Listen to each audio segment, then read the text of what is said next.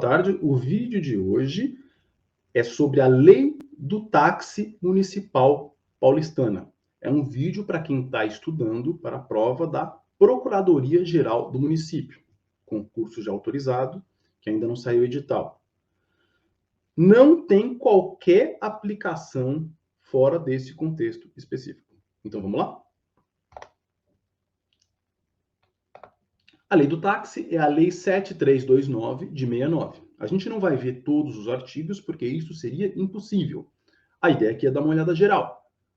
O artigo 1º trata da natureza jurídica dos serviços de táxi e diz que o transporte individual de passageiros no município, em veículos de aluguel providos de taxímetro, constitui serviço de interesse público que somente poderá ser executado mediante prévia autorização da prefeitura, a qual será consubstanciada pela outorga de termo de permissão e alvará de estacionamento. Então, aqui a gente já tem 3 elementos: interesse público, autorização prévia, termo de permissão e alvará de estacionamento, que é o documento que representa essa autorização. Como eu havia dito, interesse público, prévia autorização, termo de permissão e alvará de estacionamento. Quem pode trabalhar com táxi? Nos termos do artigo 2º da lei, pessoa jurídica constituída como empresa comercial e pessoa física motorista profissional autônomo. O motorista autônomo pode dividir o táxi? Sim. Poderão fazer uso do mesmo veículo no máximo 2 motoristas autônomos. Os 2 devem ter licença específica expedida pela Secretaria de Transportes em que conste o vínculo entre os 2 de um único veículo. Para obter a licença, o motorista não pode ter vínculo com outro veículo. Além disso, o veículo deve ser de propriedade de um deles ou de ambos. Observe aqui, qual é o objetivo da lei? É impedir o subemprego. O objetivo da lei foi impedir a desvalorização da carreira de taxista, que aconteceria, por exemplo, se uma pessoa compra todos os carros e terceiriza a direção, pagando uma merreca para cada motorista. Isso seria subemprego. O objetivo da lei, portanto, foi proteger os taxistas disso. Algumas perguntas para ficar ligado, para o aluno ver se está acompanhando o vídeo.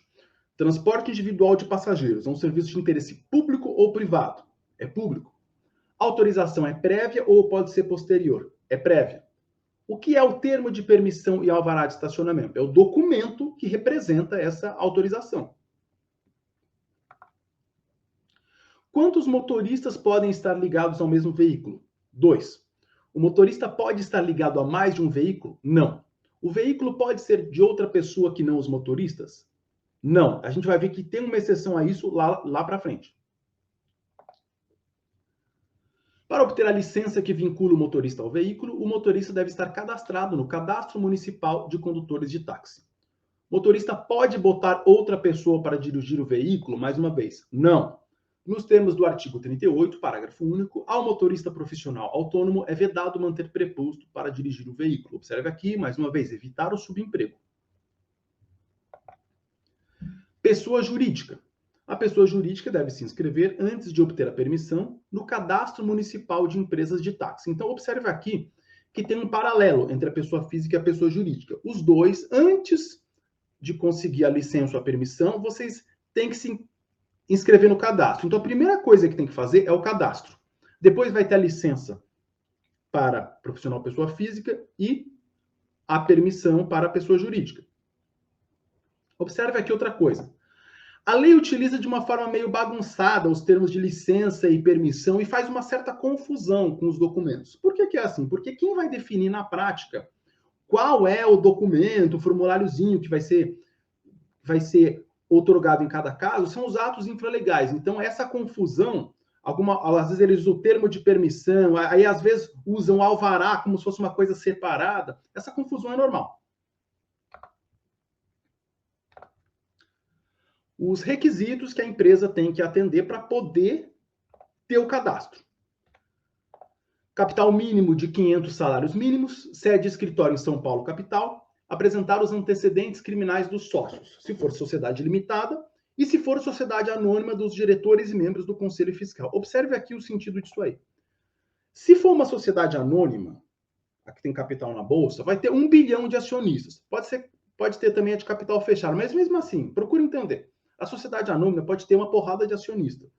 Por isso, não teria sentido exigir os antecedentes criminais de cada um. Então, no caso de SA, vai ter que apresentar só a certidão de antecedentes dos diretores e dos membros do Conselho Fiscal.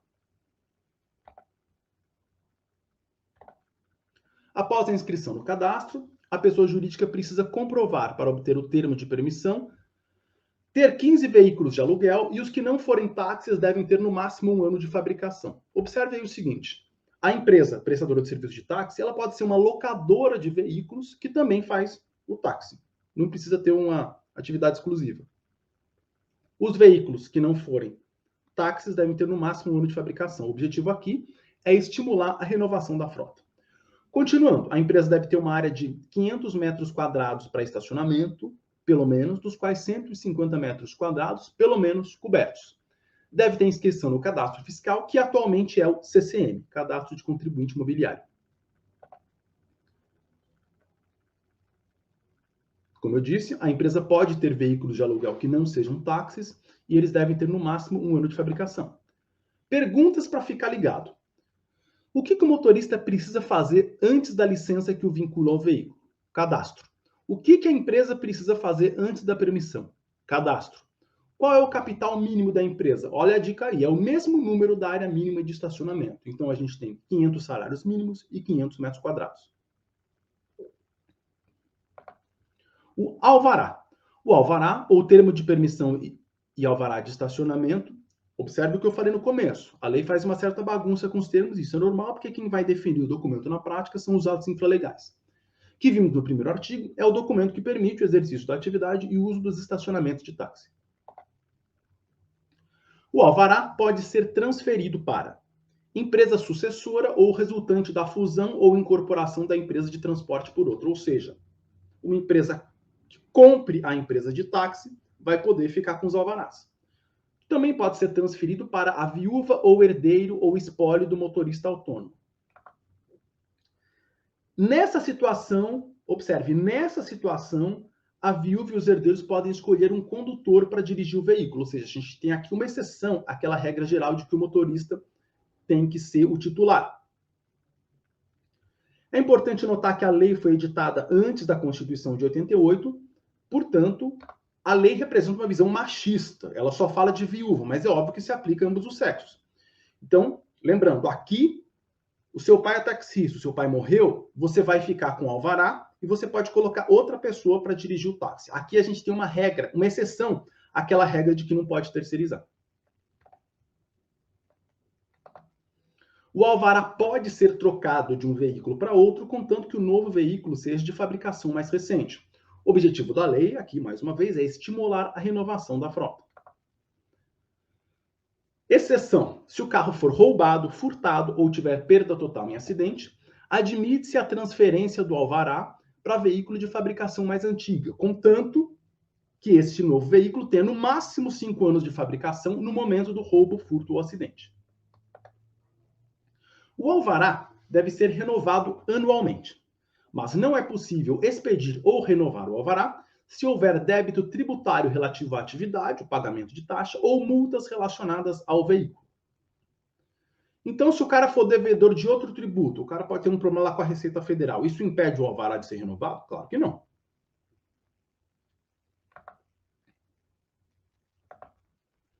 Perguntas para ficar ligado. Se o motorista morre, o filho dele pode contratar alguém para dirigir o táxi? Pode. O alvará pode ser transferido de um carro para outro? Sim. Qual é a exigência relativa à fabricação? Tem que ser mais novo. E qual é a exceção a essa exigência? No caso de roubo, furto ou perda total, e nesse caso tem que ter no máximo 5 anos de fabricação na data do roubo, furto ou perda total. O alvará dura quanto tempo? 1 ano. Estacionamento. Tem 2 tipos de estacionamento de táxi. Os privativos, que só podem ser utilizados por determinados carros, e os livres, que podem ser utilizados por qualquer táxi.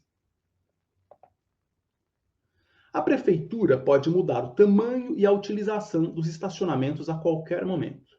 O livre pode virar privativo e o privativo pode virar livre. A prefeitura também pode extinguir o estacionamento. Observe, portanto, que o taxista não tem qualquer tipo de direito adquirido sobre o estacionamento. Lotações. O serviço de transporte coletivo é regulamentado atualmente pela Lei Municipal 13.241. Então, as disposições referentes às lotações contidas na lei do táxi não fazem mais sentido. Com uma exceção que eu acredito que pode cair na prova, que é o seguinte: os estacionamentos de táxi não podem ser utilizados por veículos de transporte coletivo. Perguntas para ficar ligado. O tamanho do estacionamento é fixado por lei?